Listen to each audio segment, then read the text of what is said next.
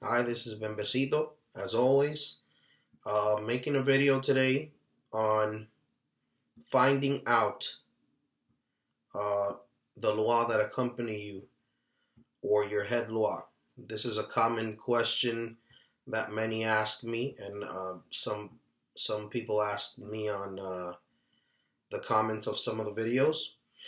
So, how do you find out what law are with you, accompany you, work with you, protect you, or the head law? First thing I'm going to go into, and I'm going to go directly into Dominican Republic. This is how it works over there.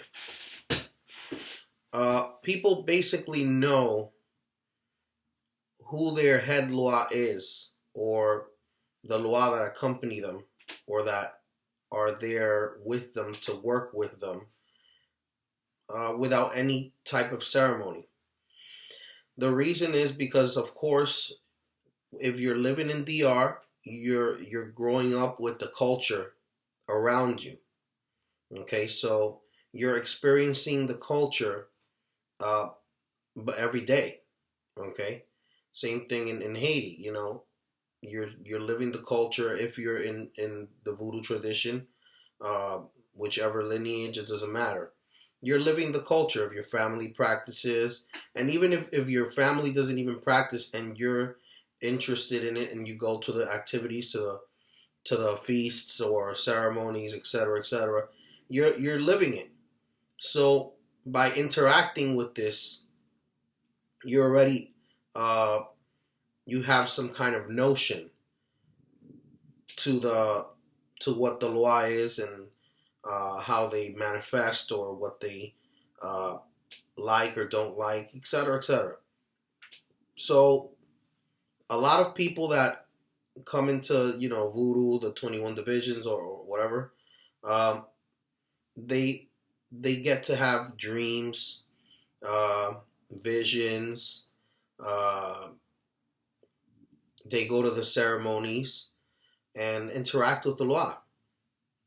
So there are many ways to find out what law are with you and accompany you traditionally in the voodoo atmosphere where it is from, in DR or Haiti or whatever, on the island. So most people, they'll know through dreams, because they'll dream with a certain law a lot for a long time. The law themselves give them messages through dreams.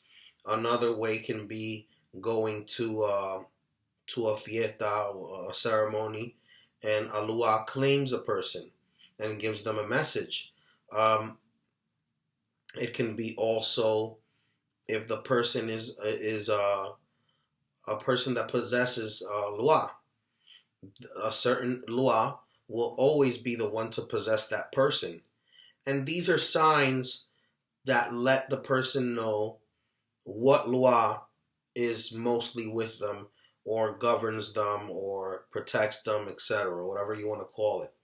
Another thing is, for those people that practice other traditions, like um, the Cuban traditions, or maybe even candomblé, or whatever other traditions. I'm also a regla de ocha priest of Obatala. So I have a certain notion of all this. People tend to ask me uh, that question because in those traditions, there's a process. Um, and it's mostly, uh, it goes through what the head lua is, or the head orisha, or whatever, in Santeria, in the Cuban Santeria. So in those traditions, that's a big emphasis.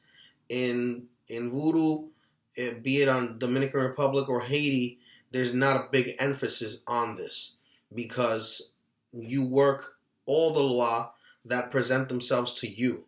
So if you're a person that has that spiritual capacity, which most that are involved in this should have, more or less, you're able to tell what law accompany you or govern you or claim you through what I just mentioned by many different situations. Now,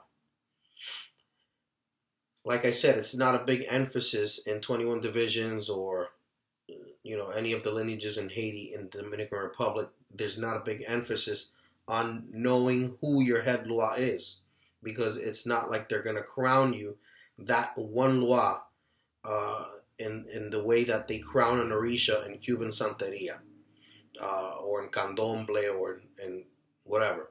So it's a very different concept. But yes, there is a metet or loi de cabecera, and that does govern you, but it's not a big emphasis.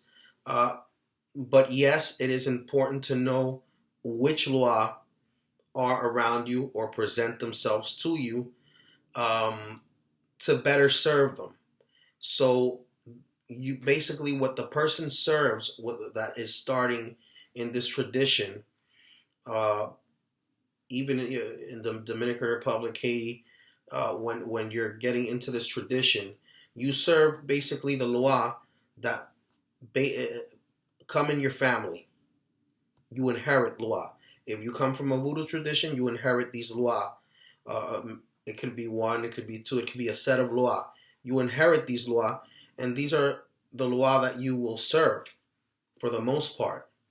There are lineages which are initiatory lineages that you get initiation, and then you serve the loi of that house, of that societe. So it's variable. But when you start to serve, you basically serve the ones that are around you, the ones that accompany you, protect you, and guide you. And that's how you start, because you're supposed to start with the basic ones or the ones that are there for you. You just don't pick a loi and say, okay, I'm going to worship this this loi because I like this loi. It's a cool loi. It's a strong loi, and I'm going to worship it. No, that's not how it works.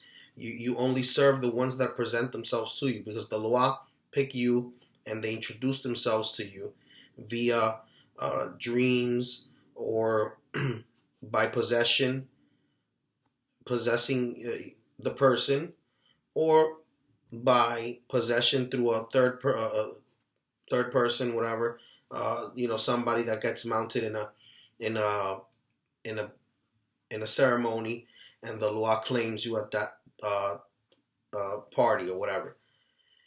So another thing, I play many ceremonies. I am a drummer, singer in the traditions. So I play many ceremonies. Another good way to confirm these things is if you go to many feasts, and there's this one specific loi that always comes to every feast, and it can come on different heads, different people, and the message is always the same. For example, I go to every every feast, and somebody gets mounted with Candelo, for example, and it's always a different person, but Candelo always comes to me and says, "You are mine," or "You are my son," or something like that. That's basically giving you a clue that you're an hijo de Candelo, and Candelo's claiming you. So those are one of the ways. Like I said, dreams, uh, people that have an open head, un cerebro abierto, that receive the loi, the possession. That's that's another one. They always might get mounted with one or two loi, maybe even three. Who knows? But that's something to pay attention to, because that one, two, or three loi are the main ones that person will start off working with. And maybe if they initiate or if they evolve, se desarrollan, they will work with more loi throughout time, because everything is a development with loi, as in any spirituality. Now, this is a new concept it's not a new concept. It's always been. Uh, but it's very popular right now because many outsiders are coming into 21 divisions, voodoo, or whatever. Uh, so it's a very popular concept because people come with a notion of Cuban Santeria or Cuban Palo or Candomblé or whatever the case may be. So in those traditions or in Ifa, uh, there's readings done to confirm uh, the deities that govern you or that governs your head. So in 21 divisions or even in certain lineages in the Haitian side, people do readings to see what are the lois that accompany you and which lois basically protect you and uh, you should start out serving. In a lot of lineages, like in the Asongwe lineage uh, of South Haiti, mainly in the capital, all that area, in Asongwe, the Metet is really only confirmed at certain parts of certain initiations. But I guess people do readings to kind of figure out which law protect you and are around you. In the other lineages, same thing. There's readings that can determine the law uh, that are around you.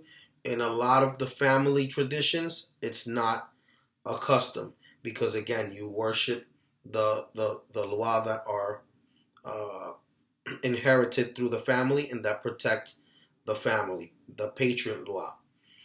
Same thing goes in the Dominican Republic with 21 division lineages. Again, there's people that read or that perform readings and they find certain things out. In my specific lineage of my family and in a couple that I also got to study with, let's say, through around the area of my region and even outside, there were uh, reading styles that are confirmational to find out which is the law of the head or that accompany you to be able to initiate the person or for the person to serve. And in many of the places that I got to study in, including my family's lineage, it's called Kiluatet, and this is a form of reading. It's basically a in-depth reading to find out or confirm for the people that don't. I would say it's done when the person is not 100% sure over there in the Dominican Republic, um, being that people already kind of have a clue, but we like to confirm, especially if the person is going to go through certain initiations like the bautizo, etc., etc.